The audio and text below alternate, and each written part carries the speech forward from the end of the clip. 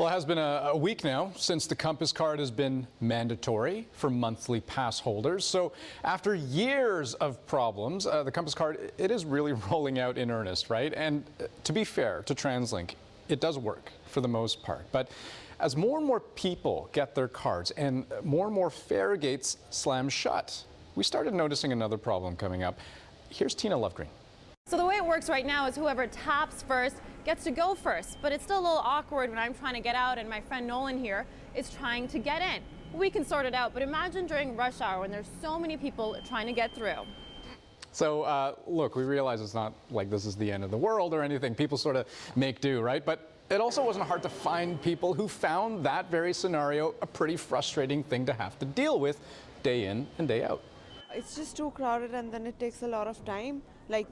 And most of the people are facing problems with the Compass. They don't know how to tap in, how to reload and everything. Some people crowd on both sides and it gets awkward and you have to shimmy. Unfortunately, very slowly. Of course, you still have to tap your cards in and out.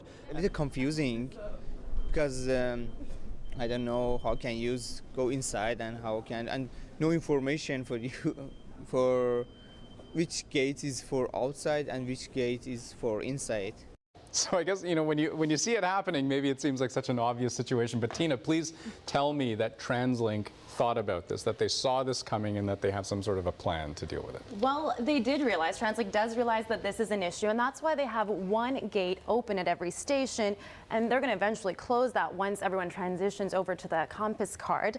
But for now, that open gate is where people who are in a rush get through. Sure, but then, as you say, at some point those gates are going to close, right? That's sort of the end goal of all this. So when those gates close, and I'm thinking of what if there's a big game happening, or if there's a big concert or some kind of event, and you have all these people rushing through that gate.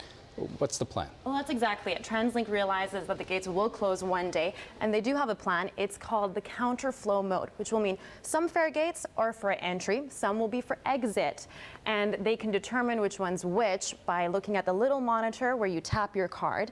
And I actually asked TransLink if they can switch it around once there is, the hockey game or something like that. Sort of do it on the fly, right? Yeah. Play it by ear as they go? They can see it from the operations center, okay. And then they can change it depending on demand. So more entry or more exit, depending on who's leaving the game. Okay, so for folks at home, there is a plan in place to eventually deal with that. Exactly. Okay, thanks a lot, Tina.